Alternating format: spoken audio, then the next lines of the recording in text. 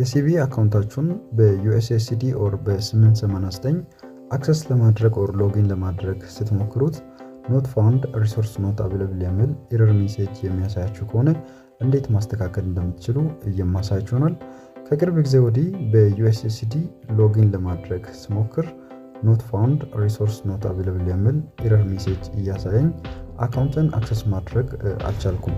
በሲቢ ሞባይል ባንኪንግ አፕሊኬሽንም ሎጊን ለማድረግ ስሞክር ሰርቨር አንሪቸብል ሲንክሮናይዚንግ ዩር አካውንት የሚል ኤረር ሜሴጅ ነው የሚያሳየኝ።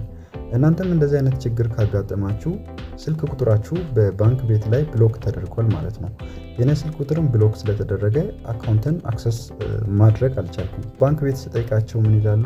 በሁለት ስልክ ቁጥር መጠቀም አይቻልም፣ ተከልክሏል ምላሽ ነው የሰጡኝ። ስለዚህ መፍትሄው ምንድነው? ሁለት ሲቢ አካውንት ካላችሁ ከዚህ በፊት በሁለት ስልክ ቁጥር የምትጠቀሙ ከሆነ አሁን ሁለቱን አካውንታችሁን በአንድ ስልክ ቁጥር ሊንክ በማድረግ ይህንን ችግር መቅረፍ ትችላላችሁ። እንደዚህ አይነት ችግር ያጋጠማችሁ